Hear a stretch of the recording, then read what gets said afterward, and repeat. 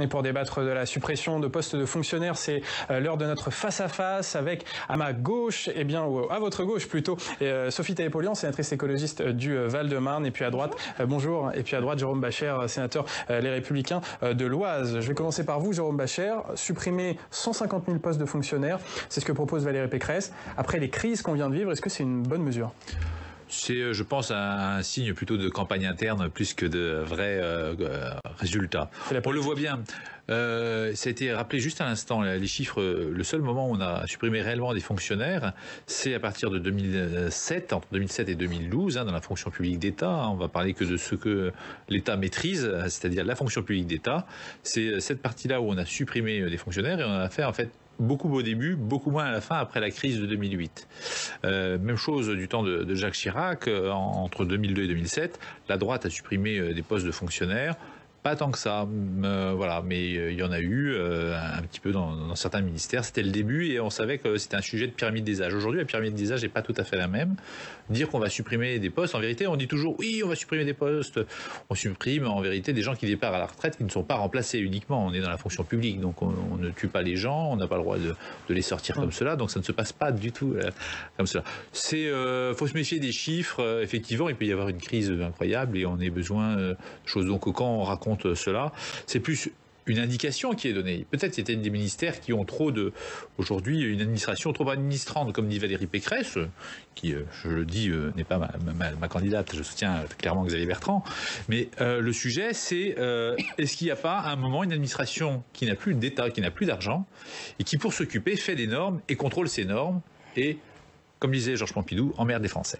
Sophie Taillé-Polian, quand vous entendez des propositions à droite, finalement, du retour de cette révision générale des politiques publiques avec la suppression entre 150 et 200 000 postes de fonctionnaires, qu'est-ce que vous dites? C'est un retour en arrière et c'est un peu anachronique? Oui, c'est totalement anachronique. Alors d'abord, j'aimerais appeler Madame Pécresse à s'occuper de la région. Vous savez, dans mon département, lundi, il n'y avait pas de cantine dans un lycée parce qu'il manquait du personnel. Donc je dirais tout simplement les agents publics. En réalité, ils sont là pour mettre en place un service public qui a des répercussions favorables. Là, c'est pour la vie des jeunes, qui mangent entre leurs cours, mais ça peut être aussi pour faire en sorte d'entretenir les voiries, ça peut être aussi pour faire en sorte d'accueillir des personnes qui ont un certain nombre de questions sur leur situation, des aides sociales, de l'impôt, etc. Donc en fait, en face, c'est pas des fonctionnaires comme ça qui font rien, ce sont des services publics qui sont des puissants moteurs de la redistribution dans notre pays. Et on avait noté d'ailleurs au lendemain de la crise de 2008, et on l'a encore noté lors de cette crise-là, c'est que les services publics sont des amortisseurs extrêmement puissants pour éviter que des millions de personnes supplémentaires ne tombent dans des trappes à pauvreté. Donc moi j'appelle à un peu de décence. Je crois qu'effectivement c'est de la démagogie interne pour gagner une primaire interne ou je ne sais quel dispositif a été créé au sein des Républicains.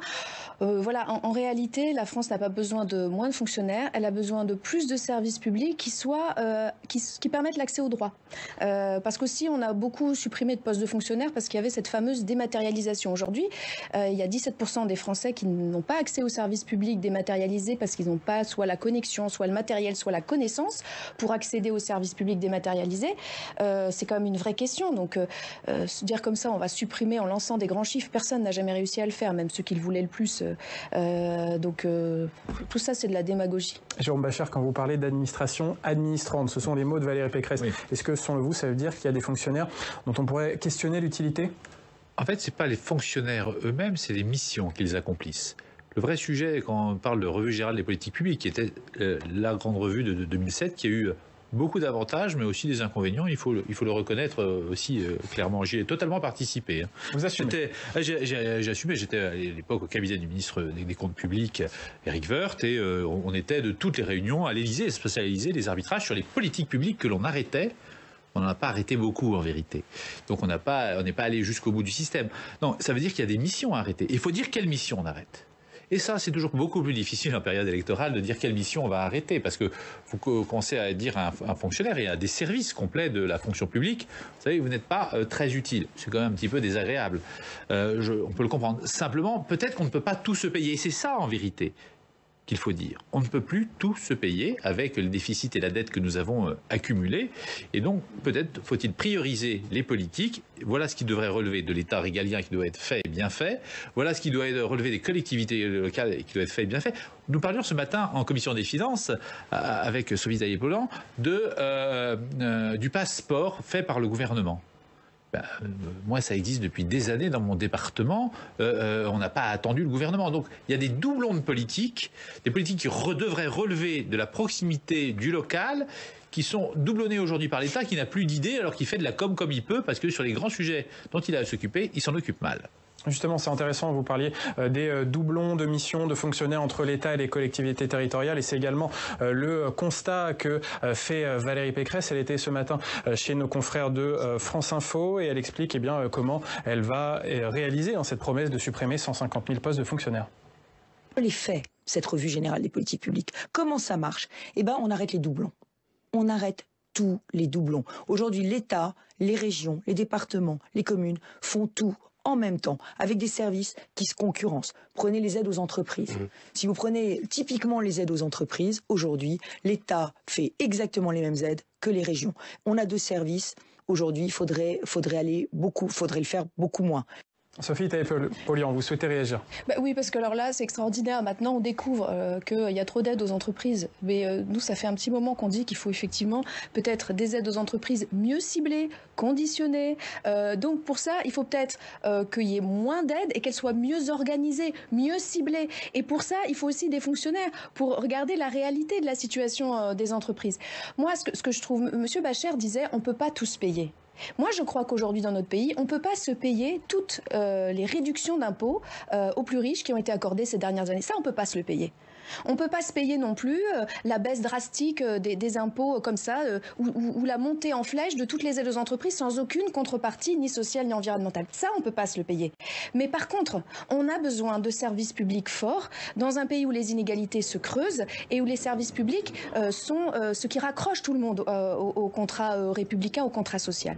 Donc moi, je voudrais dire que c'est vraiment extrêmement, effectivement, c'est un débat très, très clivant entre la gauche et la droite. On voit bien où sont les façons de réfléchir. Il est aujourd'hui important de recruter dans un certain nombre de services publics. Mais la difficulté, c'est qu'on a eu depuis de longues années une remise en cause de ces services publics qui fait aujourd'hui qu'on a une crise des vocations. C'est plutôt de cela dont on devrait parler. Aujourd'hui, à l'hôpital, c'est pas tant des budgets qu'il faudrait rallonger, c'est des postes vacants où il n'y a plus aucun candidat. Et je vois également dans l'éducation nationale le nombre de personnes qui candidatent aux postes ouverts est en chute libre, et dans la fonction publique en général. Au contraire, il faut redonner toutes ces lettres de noblesse à l'action publique, et l'action publique, elle se fait avec des fonctionnaires. Mais alors du coup, ça va coûter de l'argent, Jérôme Bachere, finalement, de redonner de l'attractivité à certains postes de fonctionnaires, que ce soit dans la santé, dans l'éducation. C'est un vrai enjeu, et donc il faudra encore mettre de l'argent public. Alors il est certain qu'il faut d'abord former des personnels médicaux. C'est ça qui manque aujourd'hui, c'est le vivier. Il n'y a pas de vivier depuis 1981. Il y a des gens qui démissionnent. Depuis 1981. Beaucoup. Première décision d'un ministre communiste de la Santé, Jacques Ralite. Exceptionnel sénateur. Ici, que j'ai bien connu. C'est fermer le numerus clausus. Le baisser. C'est 1981, je tiens tous les chiffres à disposition. Jusqu'en 1993, on continue à diminuer. Pendant 30 ans, 40 ans, on n'a pas formé assez de médecins, alors que les spécialités se multipliaient. Donc on a d'abord ce sujet-là, il faut les former avant d'ouvrir des postes, effectivement, qui pourraient être remplis peut-être par des médecins venus d'ailleurs, mais ailleurs, on n'est pas sûr, donc c'est quand même un peu particulier. Non, en revanche, à l'hôpital, chose étonnante en France, prenons cet exemple de la fonction publique hospitalière, nous avons un administratif pour un soignant. Là où l'Allemagne, il y a un administratif pour 3 soignants. Voilà. Donc, est-ce que le système hospitalier allemand s'est moins bien comporté pendant la crise liée à la Covid-19 que la France? Je ne crois pas. Je crois qu'ils ont plutôt accueilli d'ailleurs des patients français assez largement. Donc voilà typiquement des endroits où nous avons suradministré. Nous aimons l'administration qui se contrôle elle-même, qui fait des reporting, etc., mais qui ne décide pas. Il faut peut-être moins de process et de processus qui prennent beaucoup, beaucoup de temps, plus de responsabilité individuelle des fonctionnaires, qui doit être, elle, la responsabilité individuelle, rémunérée en tant que telle et sanctionnée en tant que telle. Sophie Taillé-Polian, est-ce qu'on a une administration trop lourde, obèse en France? On n'a pas une administration trop lourde et obèse. Mais je rejoins Jérôme Bachere sur le fait qu'il faudrait davantage de gens qui sont sur le terrain et peut-être moins de gens qui contrôlent en des millions d'indicateurs qui, par ailleurs, après, n'ont aucune réalité. Et notamment à l'hôpital. Qu'on a complètement placé sous une logique comptable avec une batterie d'indicateurs tous plus, je dirais, incohérents parfois les uns que les autres. On a tout transformé en chaque acte médical, un nombre de secondes, un nombre d'euros, alors qu'en oubliant complètement l'humain. Donc oui, il faut davantage de personnel soignant et peut-être moins d'administratifs. Mais tout cela ne veut pas dire une diminution globale du nombre de fonctionnaires. Oui, il faut peut-être réorganiser un certain nombre de missions. Bien entendu, le service public, il est aussi important auprès des Français et je crois qu'ils l'ont à cœur aussi parce qu'il a su évoluer dans le temps en fonction des besoins de la population. La première chose, ce sont les besoins et ensuite voir quels sont les moyens à mettre en face. Et puis s'il y a besoin d'argent supplémentaire, encore une fois je le redis, eh bien il y a quelques ultra-riches qui pourraient contribuer bien davantage. Et ce sera le mot de la fin de ce face-à-face.